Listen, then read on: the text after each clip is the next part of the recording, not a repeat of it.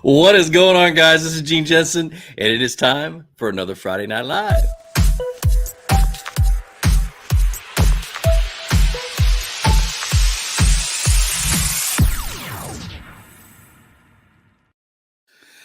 All right. Man, it's good to see everybody. Holy cow. Doug Stubbs, best night of the week. It might be, man. It might be the best night of the week. I'm in the middle of doing 300 things at one time, like normal. But yeah, man, I built a greenhouse today in my backyard. That's been kind of a crazy day. But my little brother came up and helped me so I wouldn't kill myself trying to do it. And my ice has gotten so small that I suck it down when I take a drink. Walton Doyle says my beard is looking good. How you like it, bro? Man, I don't know if I'm driving my wife crazy yet or not, but I'm enjoying learning how to do something new, like take care of a beard. Kind of an interesting thing. So, Eric Anderson, how you doing, man? Michael Castanotis, how you doing, brother?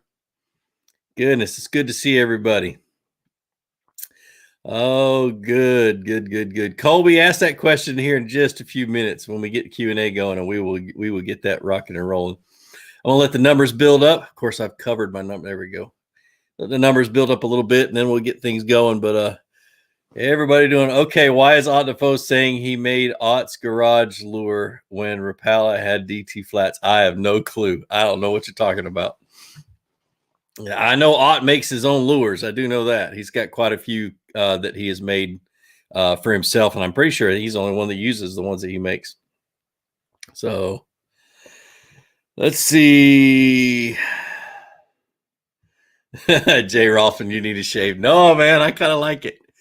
I want to see how I'm going to grow it until my wife calls uncle, and then I'll cut it off. You'll know when it gets too long, it drives her nuts. So good. Thanks, everybody. Thank you a lot. RJ Casting, what's going on? He says, this is way out of the way question, but are you religious? Yes, I am. Very much so. Very, very much so. David Carlson, my notification came way late. Goodness, I need to come up to Lake Erie. I don't know about July. It'd be fun, though. It'd be fun. Jordan Messer, how you doing? Watching from West Virginia. Go Mountaineers. Right on. Tanner, thanks, man. Thomas Bill, thanks, man. Yeah, get some more gray in the beard. What's funny is my little brother's got gray all in his part of his beard all the way around, and it drives him nuts that all I have is it right here. It's kind of funny. Him and I have always been competitive, and we fought like cats and dogs when we were little kids. So, oh man. What are the bass biting on Rocky? I don't know, but I'll know tomorrow. I'm going to go out tomorrow and try to get some filming done. I'm not going to fish hard. I'm going to film harder than I'm fishing. So, but definitely. All right, let's do a real quick giveaway because I didn't do it at the end of last month. A Stuck on Fluke giveaway. If you guys don't know what Stuck on Fluke is, let me get this off the bottom. It's a giveaway I'm doing where at the end of each month, I go into Instagram and I look at all the pictures where somebody hashtag Stuck on Fluke. And what it is you go to my website, buy a sticker, take a picture of it, put it on Instagram, hashtag Stuck on Fluke, and tag me. And then I go in and find it at the end of each month, and I pick a winner. I haven't been great at doing it. I had to pick 2 last month, and I only need to pick 1 now, but I was supposed to do it a couple weeks ago. But anyway, tournaments got in the way. I think I'm going to slow down on tournaments for the rest of the year and just focus on you guys, focus on my videos and that kind of stuff. And slow down doing tournaments. I'll do the KBF challenges, but that may be it. The rest of them just got in the way. I get 110% focused on them, and I don't ever turn on my camera because I just don't think about it. And I've been sucking. But anyway, Stuck on Fluke giveaway. The winner this week is Tony Baker, and I got one question. I'm gonna try to show you guys the picture. This is one of the pictures. I'm gonna thumb through and see if I can get the others to pop up. Tony, I got one question. Boy, do you ever smile?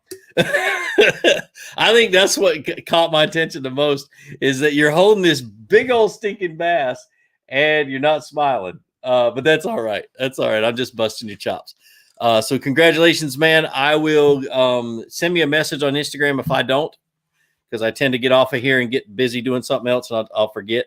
And I'll send you a message. We'll get everything hooked up. I'll get your address, and you will win. You win a $50 gift card to my website and a $50 gift card to Tackle Warehouse. So congratulations, man. And then I'll take his name and put it in a pot with all the other winners in May, and I will draw a winner, and I'm going to go to your house and pick you up, and we're going to go fishing for a day or two. So sounds like fun. All right, let's go. Congratulations, man.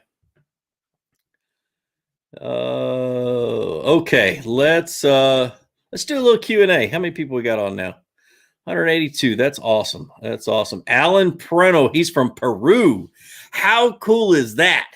But you got a Texas thing right there. That's pretty cool too. What you think about the $100 13 fishing rod, 7'4", medium moderate for chatterbaits? That's the one I use, dude.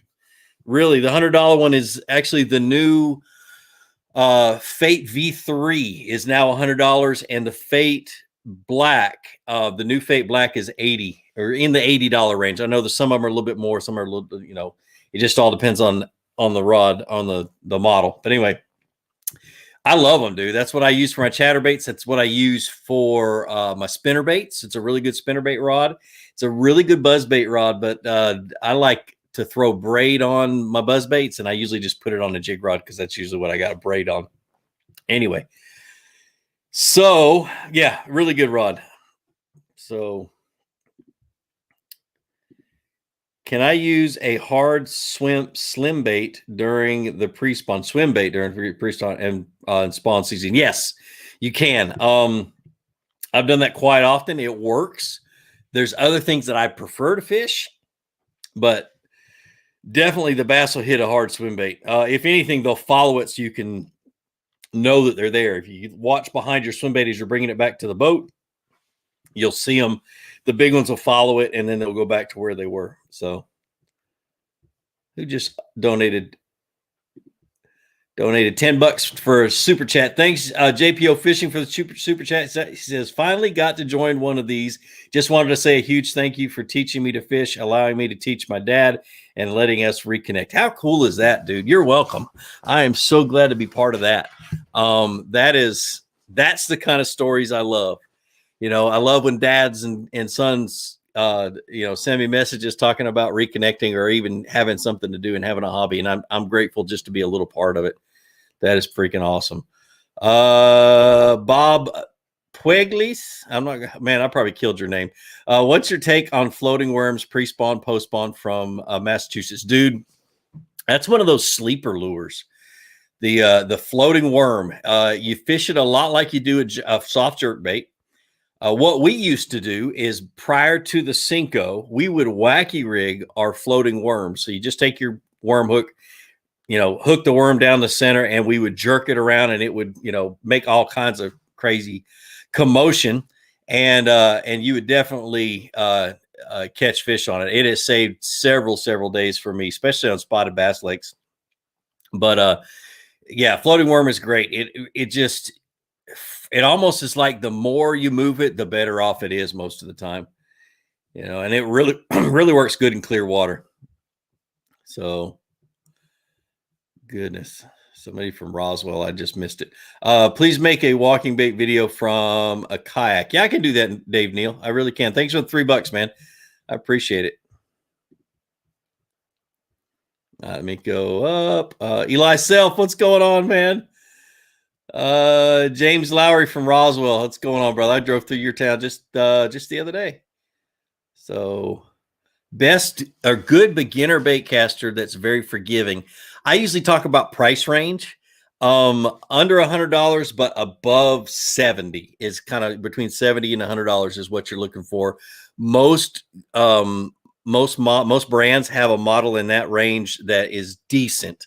It'll last you a while. It is very forgiving. It's the inexpensive $50 ones and below that are just, I wouldn't touch with a 400-foot pole. So stay in that price range. 13 Fishing has two really good ones, the Origin A and the Origin C. One's 80, I think, and the other one's 100. and they're really good. And I use them. My kids use them. They're a really good reel. And so, but yeah, stay in that price range. You'll be good. Looking at buying a new boat and trying to stay under 40K. Any thoughts?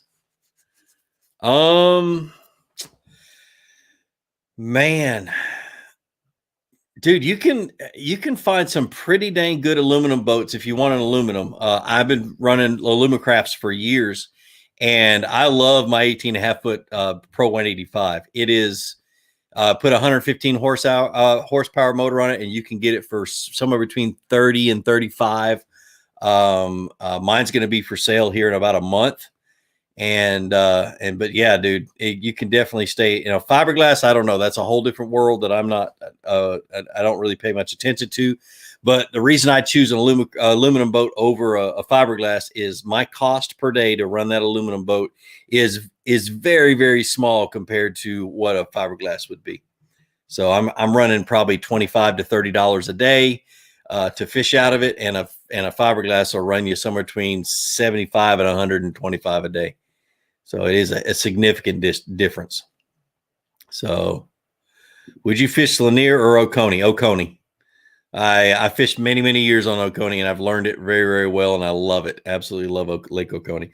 What size weight for a swim bait hook for the 4.75 Rage swimmer? I like a 1/4 ounce, and I don't usually go above a 1/4 ounce unless I'm fishing super deep. But yeah, 1/4 ounce or lighter. Have I used any forward sonar yet? I have tried it. I've used it. Ben Nowak, up in Wisconsin. Yeah, Wisconsin. I went up to his place. No, he's in Michigan. Anyway, I went up to his place and used it when it was a prototype. Used the Garmin one when it was a prototype, and absolutely love it, man. I almost consider it cheating, but I am going to get one as soon as I can. Matter of fact, as soon as I sell my boat, I'm buying one. I'm gonna put it on my kayak. And then probably put one on my new boat as well. Bass Pesca USA, what line do you recommend for a reel, for a 300 size reel? I'm Ecuadorian from fishing from New Jersey. For a 300, I would not go over 10-pound test. You might get away with 12 if it's a high-end, small diameter 12, like Seagar's, what you call it? Seagar's, dang it, my mind just went totally blank, and I know Brian's going to kill me from Seagar. Tatsu. The Tatsu would work. But what I always do is I put braid on it with a fluorocarbon leader. So a 20 or 30-pound braid would be perfect for any spinner reel, and a lot less problems. So, and I think you're talking about a spinning reel. I may be talking about a baitcaster. I just reread it again. I might be totally off base. Oh, Alan says he's from Texas, but he lives in Peru, or he's living in Peru. That's awesome, man. Tyler Mullins, I have a yak tourney next weekend, recently flooded, water temp around 42-ish. Cold and muddy. What would you start with in the morning? Oh, cold and muddy. I had those conditions and zeroed in at Lake Murray, Lake Murray this last week. But cold and muddy, literally, it's going to be a jerkbait or a jig if it's clear. But if it's muddy, I'm going to go with a chatterbait and a lipless crankbait and just fish them as slow as I possibly can. Something with a lot of noise. You can also, big bladed spinnerbait works really well, but try to find the clearest water that you can. That's key. And it's going to be in the backs of the creeks. If it hasn't rained in a few days, that clear water is going to be all the way in the backs of the creeks. And it might even be in the pockets, but any kind of water coming into the lake 2 days after the rain is going to be clear. And so go back to the backs of the creeks and fish around there to find your clear water and, or clearer water, and throw something that's making a little bit of noise and you should be good. Let's see. What's your favorite way to find fish during late winter on the kayak? I struggle when fish are pulled off the banks. Points, main lake points and secondary points. Any kind of land mass that's sticking out into the water and going down into the water, I'm going to fish every point that I come across and you'll find some fish. Typically, it's points. If you're fishing a man-made lake, typically it's points where the creek channel swings up against that point. So there's a steep side and a not so steep side of that point. And they're going to be on that steep side somewhere, is where I typically will key in on when I'm looking. Oh, excuse me. I don't know why I'm yawning. I had good sleep last night. Red in spring. You know, Colby, I think that really is something to red crankbaits and red baits that are in the springtime.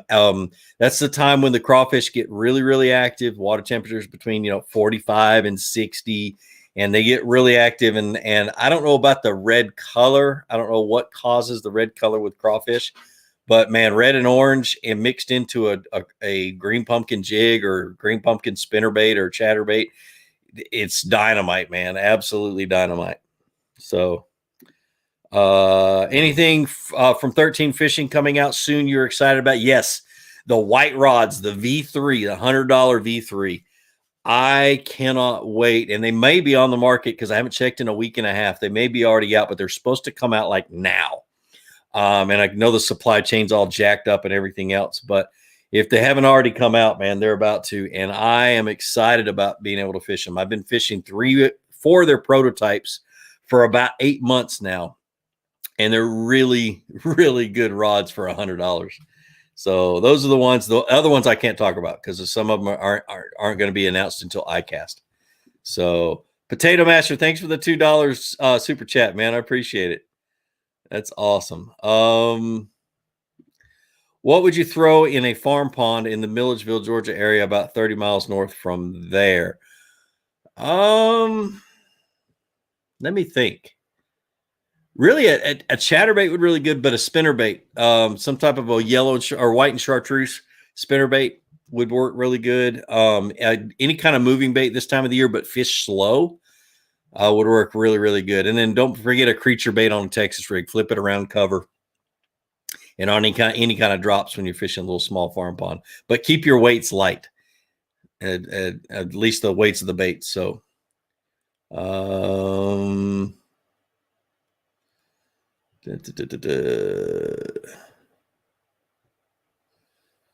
me look. My thoughts on the Jabberjaw. It's so the fourth cast I ever made with the Jabberjaw, I caught a fish, and I've been impressed with it ever since. It's a little loud from what my experience so far. It's a little loud for those water temperatures that are in the 40s. The fish aren't quite aggressive and they don't really want a lot of loud rattles. I think that's when that's the 6th Sense little, I can't remember what they call it, but bait works that has the same type of deal. But the 13 Fishing has those little metal cheeks that blade hits or that bill hits, and it makes quite a bit of noise. And it sounds like a jackhammer chatterbait, or it's got the same type of noise as a jackhammer chatterbait. And so as the water temperature gets into the 50s, that's when the jackhammer turns on. And I caught a ton of fish last week on one, actually on 2 different colors. But absolutely, when that water temperature starts to warm up into the 50s and gets up in the 60s, it's just going to keep getting better and better. So that's my thoughts on it. It's a great bait. It really is. I wish they made one that dove a little bit deeper. I think there's one that's in the plans to be made that'll dive a little bit deeper. At least it's listed on their website. They just don't have any. So, all right, let me get caught back up.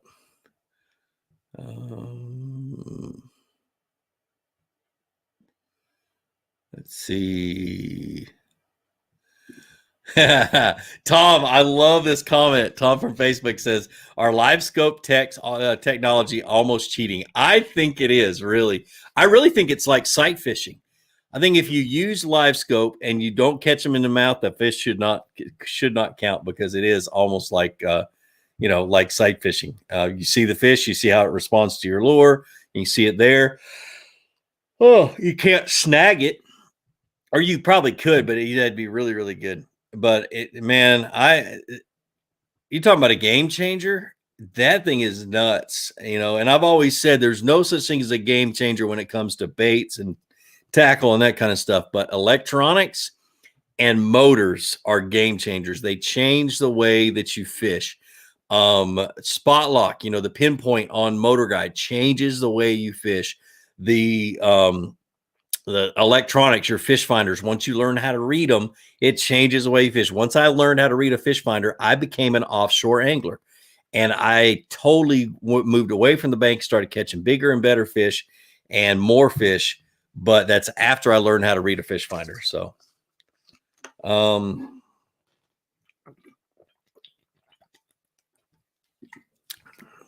Muscle Milk Daddy says, not a question. Just hope you're doing well. Thanks for all the knowledge. Very grateful for you. Thanks, man. I really appreciate it. Colby B, what's going on, man?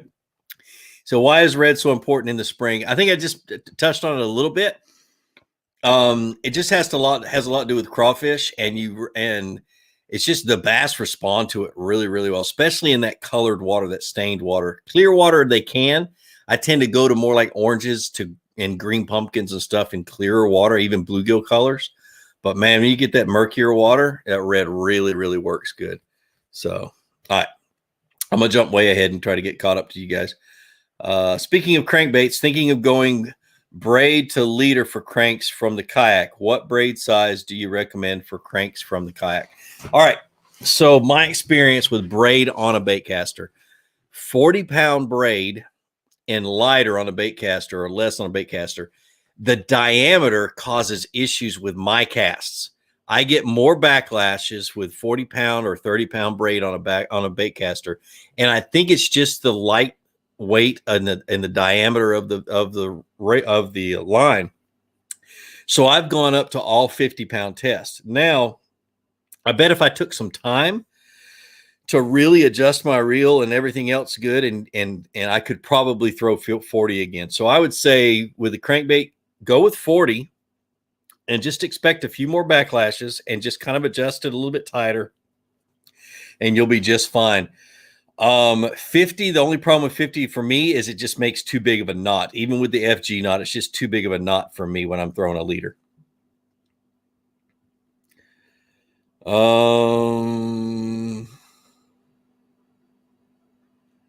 Let's see. Oh, that's an answer to somebody else. I'm new to bass fishing. Any advice to someone that's new to the bass game? Take it a little bit at a time. My best advice, and I did this on purpose, is I've got a playlist on my YouTube channel specifically for beginner fishermen, and it starts at the very beginning. And you probably know a lot of the things in the first couple of videos, but you get further and further along in that playlist, and it just gets a little bit more advanced, and it's kind of a stair step. And it really helps get you through to like basic lures that then lead to other types of lures, and it just makes your game a little bit easier. So yeah, you should be all right. Just go watch those one at a time. And I promise you, man, they'll really, really help. It's something I put a lot of time and effort into. Let's see. Joshua Jones, thanks for the $3, man. I can't find your comment, but I appreciate it, brother. Would you always use braid for topwater fishing? I use mono almost all the time. For me, it's just a lot. For me personally, it's just a lot less problematic. Seagar for a short amount of time made some really good mono, and I have a bunch of spools of that that I keep around and I try to take good care of so they'll last me a long time. So. Mark Canterbury, hello from West Virginia. Appreciate it, man. Welcome. MD Bassam, you sound tired tonight. Dude, I built a greenhouse today. I got up at 6 this morning. My brother showed up at 8, and I had already set the posts yesterday and got them in concrete and got the concrete cured. But yeah, I built a 12 by 16 foot greenhouse, and I haven't put the plastic on it, but it's pretty much all framed in. So yeah, I'm pretty tired. It's just something that needed to be done. I love growing my own food. I've been doing it my whole entire life. Back when I was a kid, we had, my mom and dad had 8 kids. We didn't have a whole lot of money. We grew our food to, supplement money and that kind of stuff. And so I just have always done it and always known how to do it. And so it's more or less just a way of life for me now, I guess. So I have right here in this room behind me, I've got a makeshift growing. It looks like I'm growing pot, but I'm not. It's like actually tomatoes. I have 160 tomato plants growing and a bunch of other stuff. So just seeded them out, and that's why I'm building the greenhouse, so I can be able to grow them out a little bit more before I put them in the garden. Let's see. Stan Baird. Hey, Gene, was wondering what your go-to beginner fishing kayak you would recommend would be. Saw some nice ones in the $600-700 range at Bass Pro Shops. I'm going to kind of recommend. I recommend pretty much the same thing that Chad Hoover does from Kayak Bass Fishing: is buy a kayak that you can afford, buy a good paddle and a good comfortable PFD, and just go fishing. And if you can test those, which the $600 ones and less, that range, typically just a paddle shop that has demos and demo days won't, they won't carry those, but like Bass Pro Shops and stuff probably won't let you demo them. But anyway, get one that's wide if you're a big dude, long if you want it fast, long and narrow. It's just there's a whole bunch of things, but the best thing is buy one that you can afford, buy a good paddle, good PFD, and go fishing. And then save your money for your next kayak, because I always say a kayak fisherman's favorite kayak is his second one or his third one, but it's never his first one. And I'm proof of that. I bought a $600 kayak for my first one, and I sold it very, very shortly after that, and then saved my money for another one. So, any tips for a banked angler stuck fishing highly pressured ponds or day use areas at the lake without much access, getting frustrated, not catching anything? I understand, dude. Right now we're in a transition area, so don't expect too much from the bank, but we're really, really, really close to those bass moving to the bank. Go with light line, finesse techniques with a spinning rod, like when I say light line, 8-pound test max, and use finesse techniques and fish super, super slow.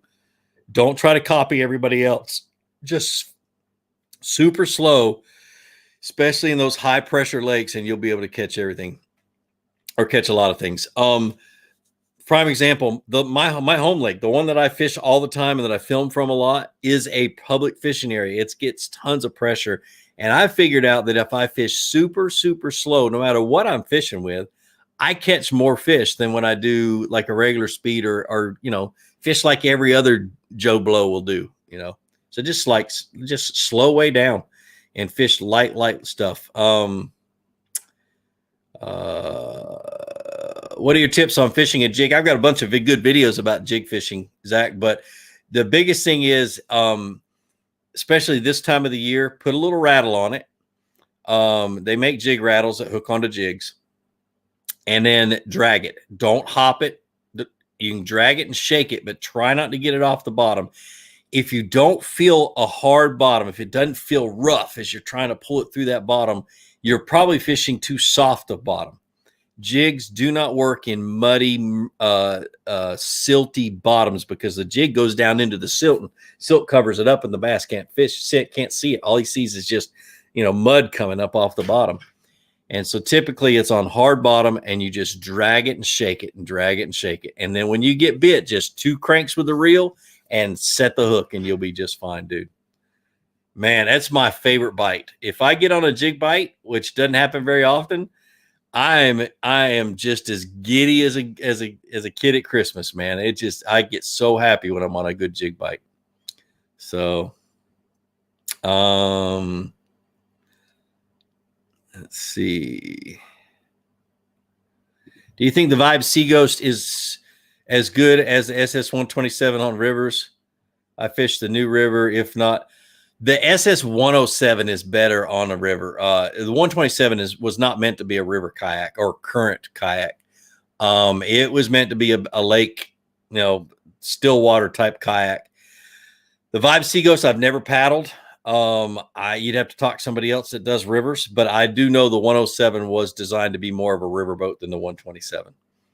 So,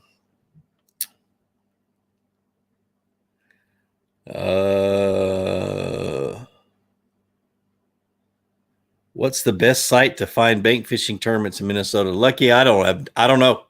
Not a clue. That'd be something you'd have to Google. An MD Bassett electrofishing is best techniques. Dude, are you trolling? Oh, that's funny. Dead stick and Ned rig. You know, that's not a bad idea either. Why'd you switch from Jackson to Bonafide? What I can say completely public about it is that Jackson had issues with they weren't fulfilling the contract that we would put out. And so and it was very difficult to get them to fulfill their side of the deal. So it was a paid contract. But anyway, so I had to leave Jackson. I didn't have a choice. Bonafide just come around. I talked to Luther several times. Him and I had developed a really good friendship, really good relationship. I enjoyed, talking with him. I loved the fact that he had high integrity and he was a very religious person. And so I said, you know what? Let me go call Luther. And I called Luther and I said, hey, can we work out a deal? I said, I love your boats. I've paddled Chads. I love it. And I just want to have the opportunity to just sit down and talk. And that's kind of how it happened. So, and I'm not getting out of a Bonafide anytime soon. I love my Bonafide, especially now I got a motor on it, but I really love it. So what's the benefit of using kayak rods versus traditional rods? So the 13 fishing kayak rods, first of all, they're on an Omen blank, which is like my favorite 13 blank. Just super, super good, high quality blank. But they've got a shorter butt. Most of the butts are 9 inches long, might be 8, but I think they're 9 inches long off the reel. But they're still got their length. So a 7'6" rod has had the reel just slid down to where it has a 9-inch handle. And so you still have that length, and a 7'6" acts like a 7'11". But where that short butt comes in handy is you're always sitting down, or most of the time you're sitting down fishing in a kayak. And so you're doing a lot of moving your rod around right here in front of you, and your PFD is always kind of in the way. And you find that your normal rods are getting caught in things on hook sets, and while you're switching hands or doing whatever, those short butts don't get in the way. And so they really, really are advantageous in kayaks because they just are easier to move around and they just don't bump into anything. So that was the thought behind it. And I love them. Absolutely. They're great.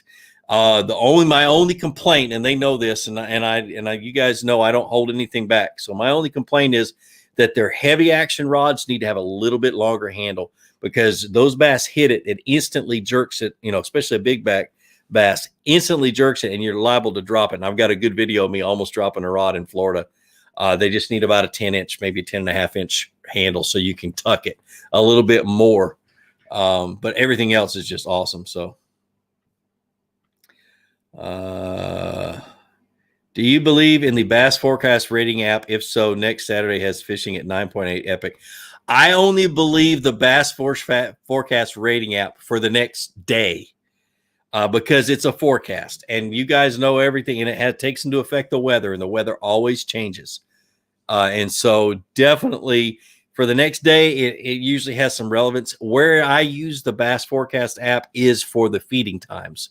I want to be on my best spot on the lake during those peak feeding times, and make sure I'm sitting there fishing. If not, then, it is what it is. So have I ever used the Mega Strike Cavatron? Yes, I have. Girl, it is one of my favorites. And I've got a ton of old bodies that I need to put new skirts on, but they are really, really good, and they run really slow. And they squeak right out of the box. My only complaint is the colors of the blades. I wish they just made a silver. It'd be nice, but anyway, or is it silver or gold? I can't remember. Anyway, so I haven't fished them in a while. I've got a bunch of them out in the barn though.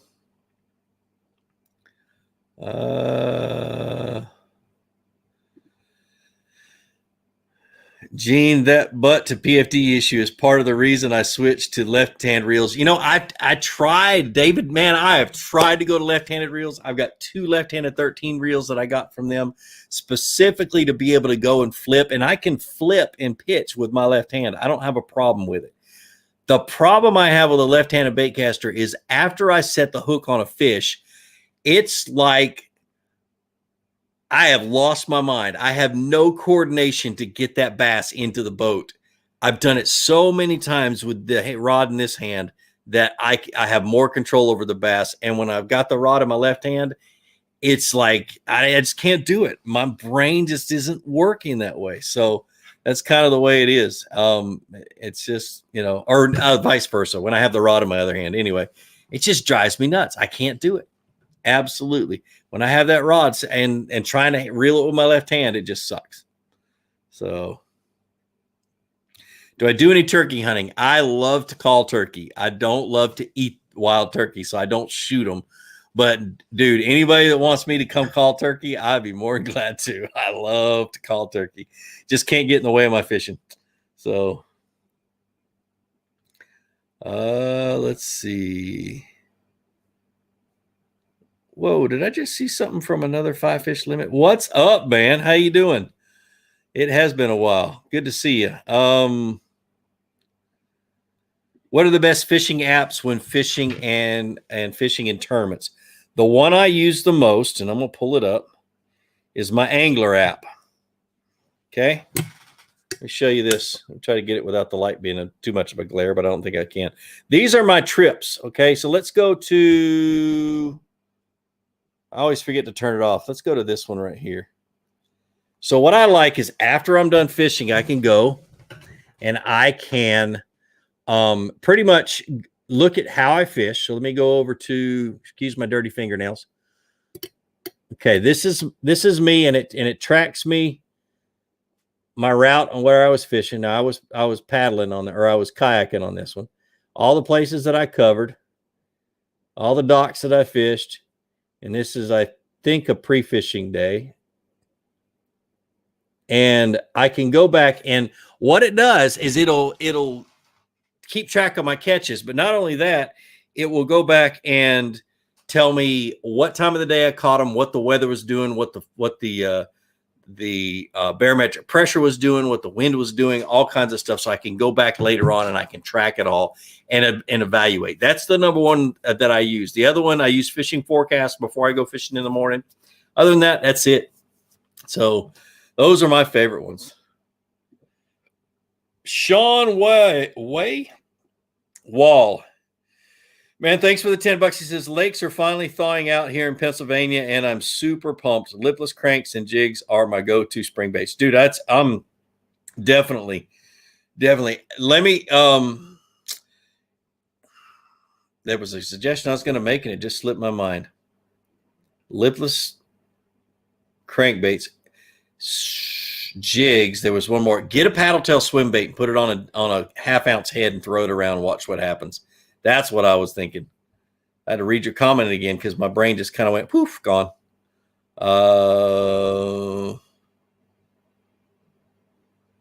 Let's see. Do you have any tips when you have a warming trend and then the air temperature drops? You know, honestly, I don't typically change something. Like today, it was really warm. It was great. It was warm yesterday. This afternoon, the clouds moved in. We had a little bit of front moved in, and the temperature dropped, and it got cold. I had to put my hoodie back on. I was finishing up the greenhouse. And typically, it's not going to affect the fish the first day. So tomorrow, the water temperature is not going to change much. Really, the fishing, whatever it was today, probably the good tomorrow. The following day, if it continues to be cold, that's when you start to see an effect, and those fish will kind of pull out to the first drop, or if they're in cover, they're going to pull out to the outside edge of that cover and just kind of hang out to see what's going on, you know, and they're a little bit more difficult to catch, but that's typically what happens.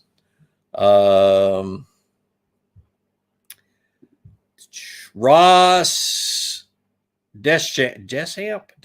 Oh man, I suck at names. Anyway, Hey, Gene, here in Indiana, we fished yesterday in very cold chocolate milk colored water. Not much luck. Any advice? Yes, I'm going to give you the advice I give for most muddy, cold water. Pack it up and go home. I hate muddy water. I was forced to fish a tournament in muddy water, cold muddy water the other day. And it wasn't super cold. It was like 52, 53 in the morning. So I figured the fish would be shallow and I'd be able to catch them. I got one bite all day.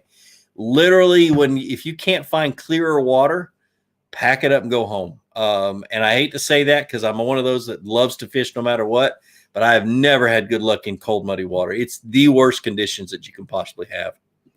So, Allie Zamora she says, my husband and I will be fishing Dale Hollow for the first time next week. Any suggestions? Trying to think of what the conditions have been up on Dale Hollow. Main lake points leading into creeks and leading into pockets would probably be your best bet. And then go back into those creeks and fish the points as you head back into major main creeks, and you should be good. Jody Queen, how you doing, man? Am I going to Hartwell? I haven't decided yet. I don't think I am, though. I'm going to slow down. My videos have really taken a hit. Because I've been focusing on tournaments, and you know me, I'm 100% when I'm there. So probably not to Hartwell. I definitely am going. I'm going to try to go to Wilson, Wheeler, Pickwick for the trail series, but I don't even know if I'm going to do that yet. I'm having second. Anyway, I'm probably not. I don't know. We'll see. How often do I change my line? You know, you hear about all these guys changing them after every tournament or after every day of fishing. I don't. I change mine about every 6 months. Really. I make sure my rods are stored right. I don't leave them in my truck during hot days. I take them and put them in my shop. I don't leave them in my boat for too long because it gets hot. And the biggest thing is UV kills them too. So I try to leave. Don't put a whole lot of them out on the deck of the boat when I'm in my big boat. Now, kayak's a different story, but still, I don't change them but for every 6 months. And I've never had an issue. Another thing I do is I use this stuff called KVD line and lure. I'm not sponsored by them. I've been using it for about 18 years. You spray your fluorocarbon with it and your monofilament, and it gives it a protective coating, a UV protecting coating, and it makes it last longer. So what's my favorite lure? The one the bass wants. I don't have favorites. I let the bass tell me what they want that day, and it really does. It doesn't pigeonhole me to one bait. So, have I ever fished North Carolina? If so, how was it compared to the other states? I have. I used to guide in North Carolina, but it was at a private resort called the Kingfisher Society down in Laurel Hill, North Carolina. And so it was kind of cheating. They were all feeder trained largemouth, and we fed them out of 50 feeders twice a day. And so it was for, rich people to come fishing. And I was basically a fishing caddy. I handed people their rods and I took the fish off the hook is what I did. But it was a lot of fun. I learned a lot about how fish migrate and how they respond to certain things because you could readily go catch them. But it was a blast. So Christopher Asher, thanks for the $5. Moving to Atlanta next week. Any suggestions for lakes around there? The best suggestion I could give you is go to the Georgia Department of Natural Resources website or fisheries website, whichever one you want to go to. But anyway, and look for the fishing section, and then go in the fishing section, and you'll see places to fish. Click in there, and you can search by county, and they'll give you all public lakes. And a lot of the good places are the public fishing areas they take really good care of. There's not a whole lot of them. I think there's like 9 in the whole state. The other ones are the county owned water lakes or water storage lakes. And they're typically electric motor only, no boats with gas motors. So those are usually the best ones in the state. Thanks for the $5, man. I appreciate it. Can you throw an 1/8 ounce or 1/16 ounce on a bait caster? I can throw an 1/8 ounce. I don't like to. If it is an 1/8 ounce, I'm going to have it on a medium heavy or medium moderate rod, but I never really get a good hook set on the jig head, but you can do it. So 1/4 ounce is about as light as I'll go. I ever fished Ohio Lake Erie, not the Ohio part of Lake Erie, but I have fished the New York part of Lake Erie. It was a lot of fun. Caught my personal best smallmouth, about just short of 7 pounds, out of Lake Erie. How often do you change your hooks or your crankbaits on your crankbaits and jerkbaits when they start to get rusty? I am a believer that my crankbaits are just fine right out of the box, or my hooks on my crankbaits. There are very few that I'll change out fresh out of the box. The only ones I will is if they're saltwater runs, or you can tell they're just the cheap hooks. But I rarely ever have that problem. But I'll change them out when they start to get rusty. No reason to change them out any other time. Or if I've used them a lot and they've started to get dull, and you can tell that, I just scrape it on my fingernail on it, and if it doesn't catch, then it's dull, and I take it off and put another one on. So when fishing a flipping jig, what kind of trailer do you use? If I'm fishing a flipping jig, I always use a trailer that kicks a lot, has a lot of action. So a Rage Craw or a Rage Chunk or a Rage Bug. I love the Rage products because they do have a lot of action, and I'll use any one of those for a trailer. So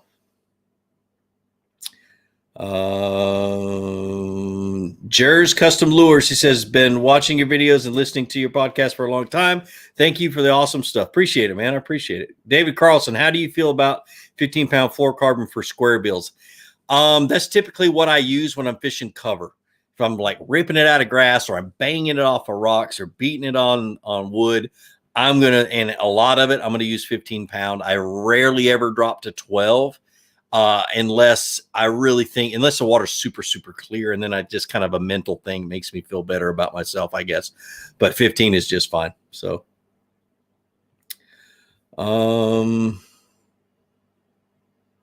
have you ever fished Ohio, not counting Erie? No, I have not. I haven't. I'd love to go up there and fish with Dave Lefebvre. That would be a lot of fun. He keeps fussing at me for not coming up there and fishing with him, so I need to. And he lives in Pennsylvania, I believe. Anyway, do you use mono or braid for topwater? I use mono. I also will use a copolymer, which is basically a mono with a fluorocarbon coating. What's your thoughts on the 13 Fishing El Diablo lipless? I don't have my box in here anymore. I tested it as a prototype. It's really, really good. I haven't gotten any of the new ones that are in the actual production ones, so I can't give you 100%. I don't know if anything has changed. What I need in a lipless crankbait, and like I said, I don't know if this does it or not, is I need one that I can burn super, super fast that doesn't roll up on its side. Right now, the only one that I know of that does that is the Spro Aruka shad. Does not turn up when you burn it. And that's not the only way I fish a lipless. It's just that that's one way I do it. I like to troll a lipless, and when you're trolling a lipless, you've got to have one that stays down. I'd love to see 13 come out with one, and maybe the El Diablo doesn't roll up on its side when you burn it fast. So, Cody Martin, good luck with your first tournament, man. That's awesome.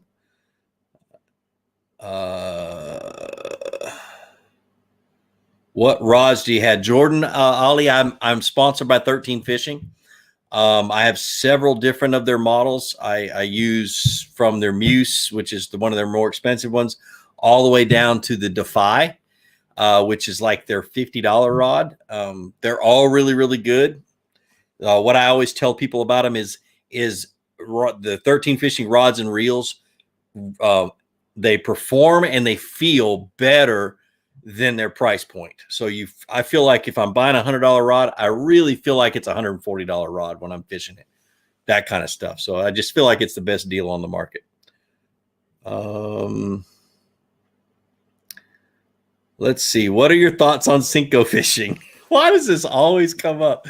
I would rather watch paint dry than fish a Cinco, but sometimes I'm forced to.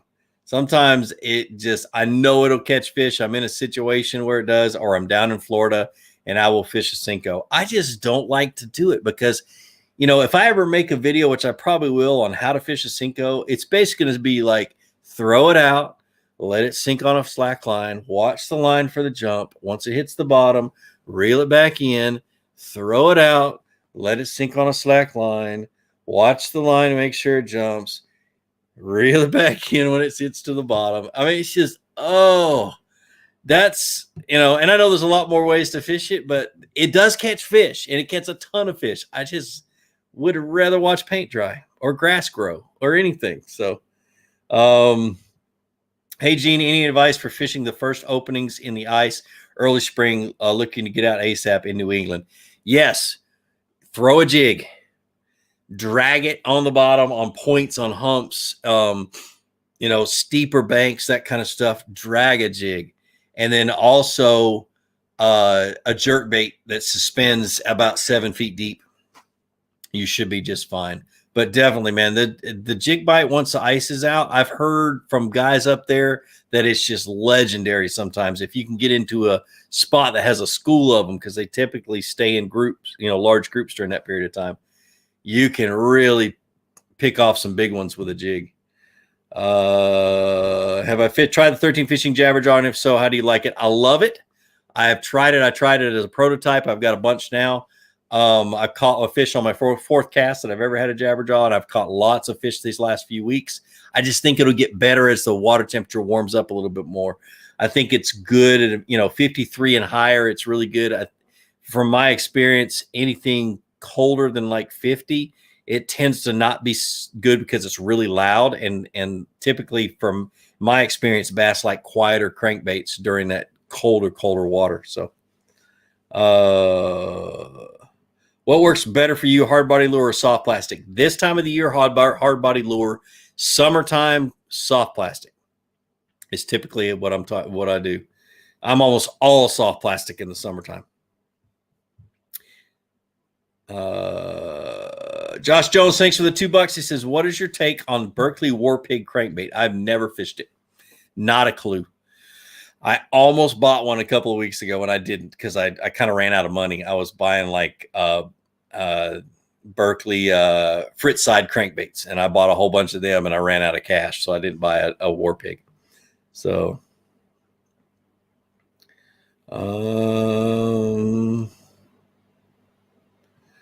what are you throwing in North Georgia for bass right now? Chatterbait and a flat-sided crankbait. What else did I throw the other day? And dragging a jig. So,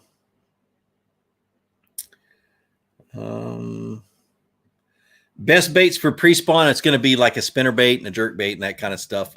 Moving baits is typically what the best things for pre-spawn are for me.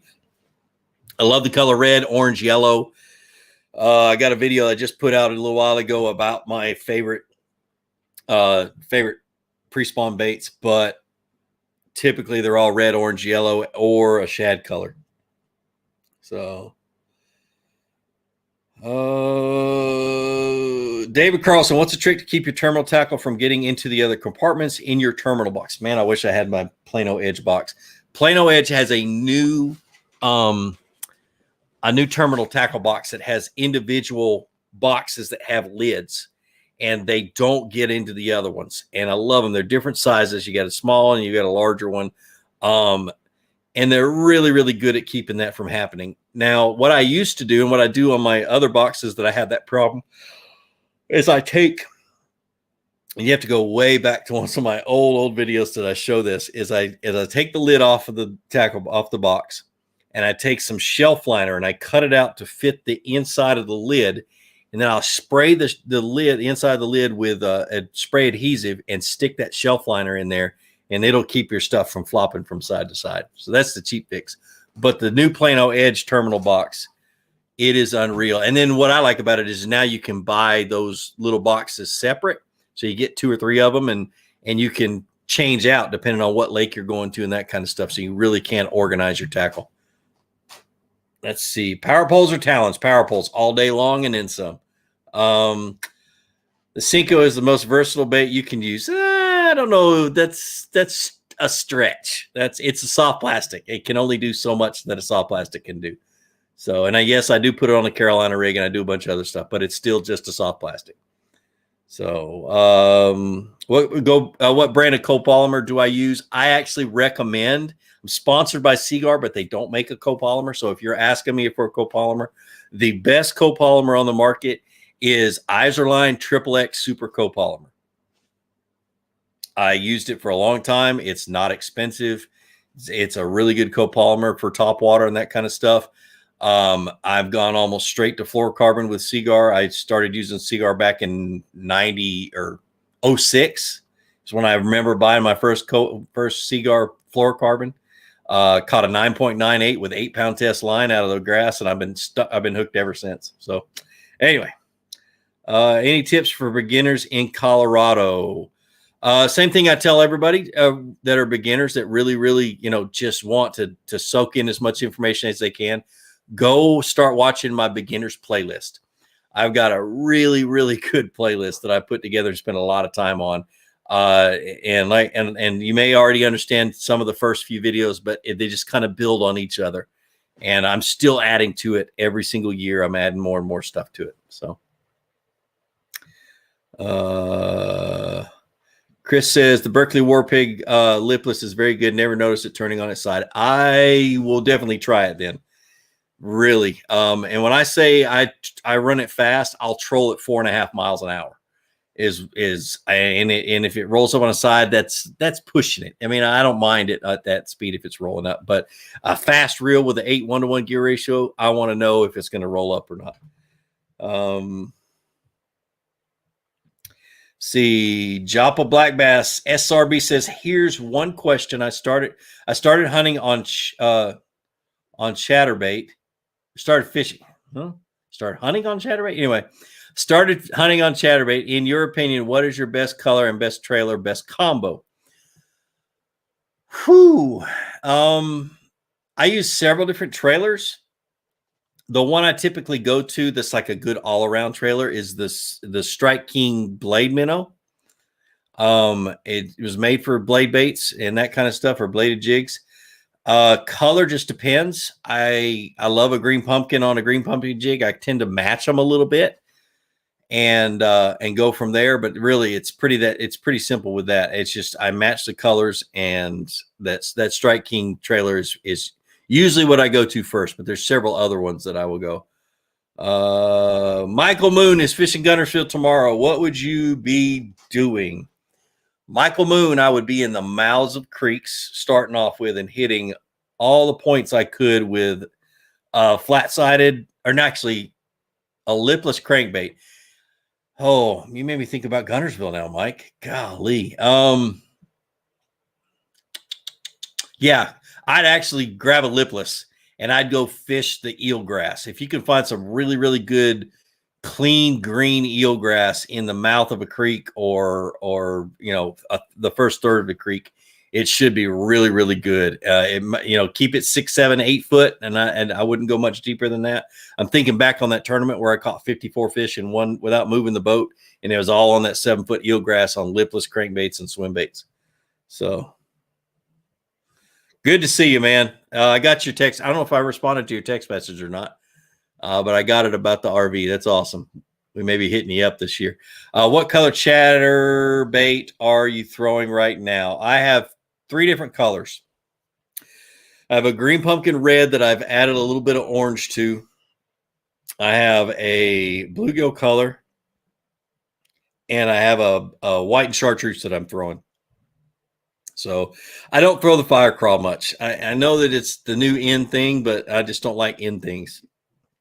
So, but I will add orange to a green pumpkin trailer, or a green pumpkin chatterbait. Let's see. Hey, Gene, what size battery do you recommend for the Motor Guide XI3 for a kayak? Is 35 amp hour enough? 35 is not going to be enough.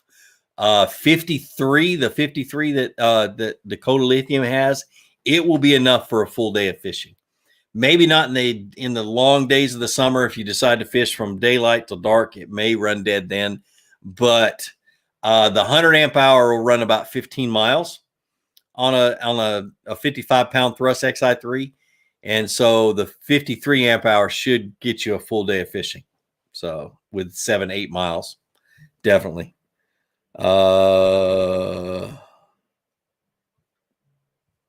Where can I find a bright yellow or orange fluke goldfish like? I got no clue.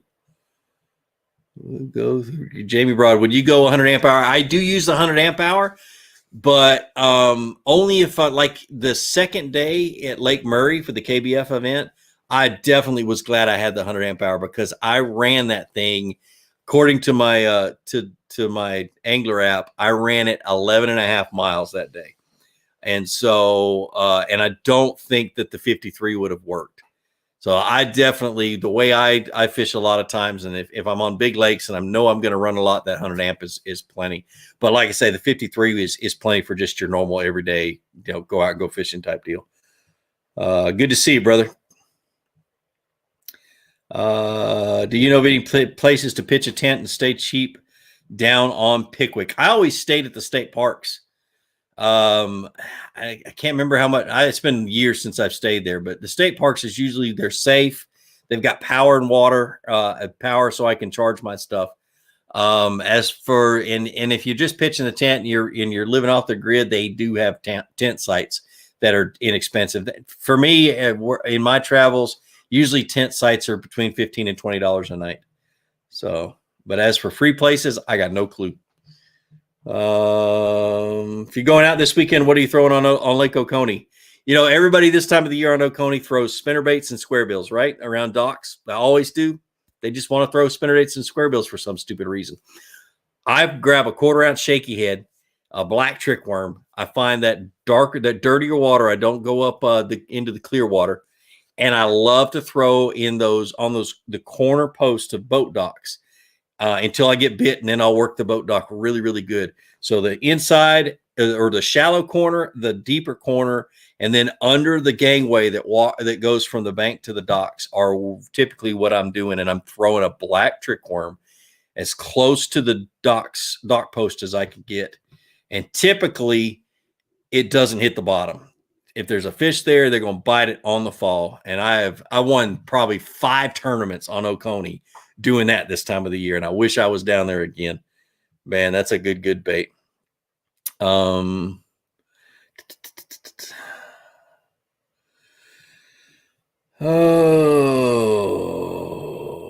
I'm going to throw, would you throw a vile craw on a chatterbait? Probably not a chatterbait.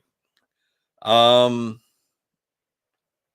know. I never tried it, but I probably wouldn't throw it on a chatterbait. I think that it would do better by itself than it would with a chatterbait. But let's see. Last question. Mr. Taylor asks, what do you think of deep diving crankbaits?